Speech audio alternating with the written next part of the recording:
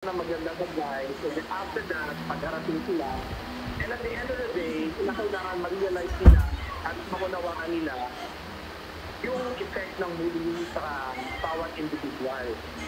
At kung paano ito maiwasan, kung paano ito magsisilbing aral sa bawat makaranas ng bullying. Okay, kayo po, Mr. School natin, well taken care of naman yung bullying natin. Okay po. Mr. Renzo, kayo po, meron po ba kayong ma-share na experience?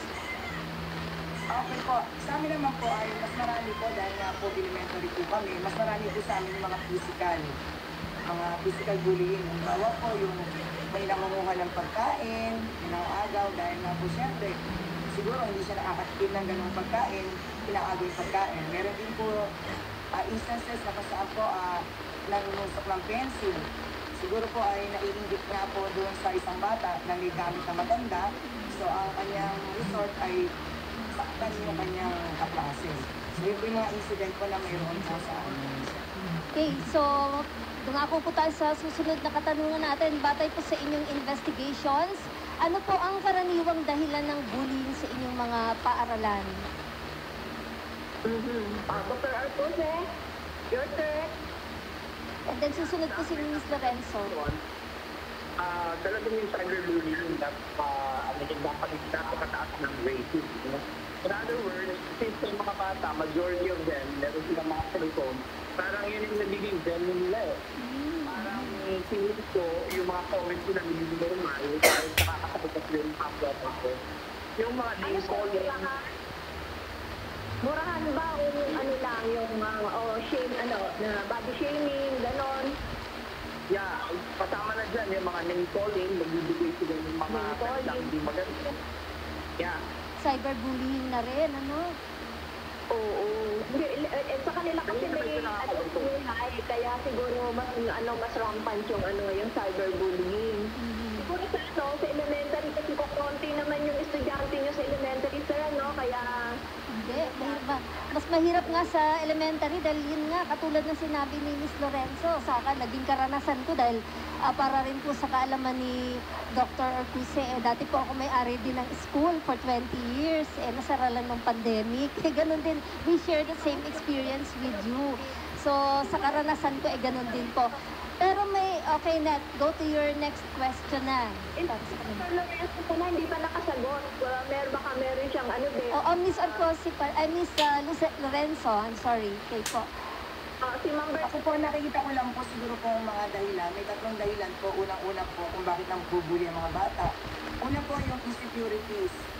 Kapag ang bata po insecure sa sarili niya, ang pinaka-baseline na mangyayari ay talagang mambubuli siya inside the classroom. Halimbawa, mas maganda sa kanya yung bata. So, dahil nainggit siya, so, ang gagawin niya, ibubuli niya yung bata na yon. Pangalawa naman po ay, minsan po talaga ang mga bata ay kulang sa pansin, lalo na po sa loob ng tahanan. So, pag hindi sila napapansin sa loob ng tahanan, ang resort po nito, ilalabas nila yung mga kanilang kakulitan sa paaralan. At ang resort din nga po ay mambubuli sila. At ang pinakalas naman po ay influensya po ng kapaligiran o ng environment, lalong-lalo na din po ang mga barkada o nasa samahang kaibigan. Yes po. Kahit na po hindi siya bully, pero kasama siya doon sa mga bullies, so ang mangyayari, magiging part na rin po siya ng isa sa mga nabubuli. So yun naman po yung nakikita ko pong dahilan. Yes po, I agree.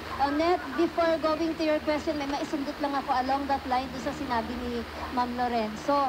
Kasi sa karanasan ko rin na yung mga naging investigations ko sa sarili mga bullying dun sa dati kong school, ang iba doon, sa bahay daw kasi, nabubugbog na rin sila ng mga kuya nila, ng mga ate nila, ng mga kalaro nila sa kalsada.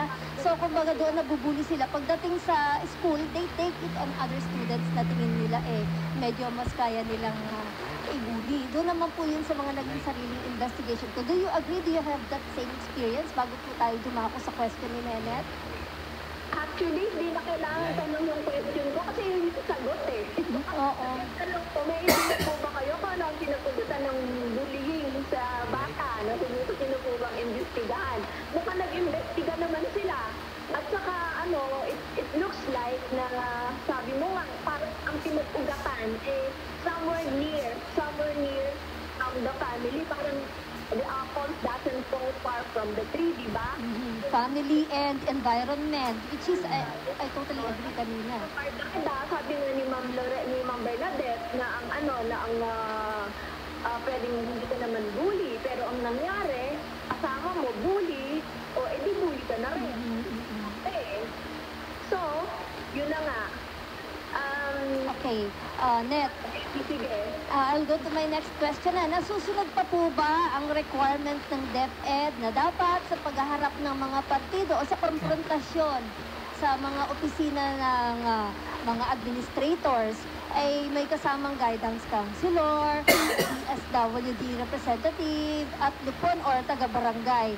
Nagagawa pa po ba natin itong requirement na sinabi nila dapat kasama sa parang committee pag may mga issue o may mga bullying? Nasusunod pa po ba ito? Nagagawa na o hindi na po? Actually, mahirap yan. Dr. Arcuse, nagsusunod ba yan sa Batangas? Actually, yung Committee on Bullying, requirements yan kapag nag-renew ka ng permit, kinakailangan mo na may pakita ka na may committee ka. So sa amin, talagang present lagi ang aming guidance as well as representative ng mga parents. Kasi ang bullying kasi maraming aspeto, hindi mo pwedeng ititipak sa basta yan may mga sinagagalitan yan. So kinakailangan natin ng tamang tao na magkakaunawa. Normally, may mga psychologist tayo dyan na nakakaunawa ng sitwasyon at kung ano yung pinagagalingan. Kaya ang pinakamahalaga talaga, yung mga victim talaga ng bullying, dapat may intervention, bigyan ng intervention. Kasi nga, baka sa pamilya nila, may problema, tapos environment, yung mga kaibigan nila, so hindi masusolusyonan ng simple na aral. Kinakailangan yun na intervention. Kasi kaya tawag na medical or psychological intervention. Oo, parang ang grabe naman mga agad, DSWD agad, tsaka lupon agad. Pwede naman tapos. Nasa regulation yun ng kasi, ng DepEd Actually, kung susundin mo strictly, nasa regulation nila yon na hindi naman talaga lahat ng school ay may access doon. Kayo, Ms. Lorenzo, na ano po ang pananaw niyo po dyan at experience? Sa amin po kasi ngayon po napakasigasig po na kampanya sa DepEd. Meron po kaming mga naka-line up po na kampanya under po ng GAD, yung Gender and Development, na kung saan po ay nagkakaroon po kami ng seminar sa mga pupils po namin regarding the rights of children, anti-bullying, and sexual harassment. So, iyan po ay nakaprograma po sa amin para nga po maiwasan po itong pambubuli at yung mga hindi ka nais-nais na gawain ng mga bata. Okay, Net? Wow, so agad. Sexual harassment agad sa elementary. Grabe, meron palang ganun. Actually, may mga mahirap i-explain kasi mahirap i-share, but I had so many experiences na early in age, may mga na-discover kaming cases. Napakadami kasi ng kaso para isiwalat sa publiko. At in most of the time, napaka-komplikado. Iba-iba kasi yung nature nung nararanasan natin. But it all boils down doon bilang tayo mga, like ako, kahit former school administrator, it all boils down to yun nga, environment, family, they play big role dun sa nangyayari dun sa bata. Kaya yung tama yung sabi ni Dr. Arcuse na dapat ay magkaroon ng at least psychological intervention para paano natin ma-address to, di ba? Kasi magiging cycle hanggang makatandaan na nila yan and eventually nakita niyo yung anger issues. Later on, paglaki nila, they take it on others. Pag mainit ang ulo, hindi nila kaya yung anger management. And ito yung nagre-resulta sa violence sa labas, di ba? Kasi early on, during their childhood, in school, they have experienced that and they bring that with them into sa adulthood nila. Don't you agree? Bago po tayo last message po. Relate ka at dahil nabully ka at nabully rin yung mga Actually, hindi ako nabully, yung mga anak ko. So, at saka sa long years of experience ko sa pag-handle, halos every week may bullying case ako. I've discovered a lot. Kumbaga parang from that on, when you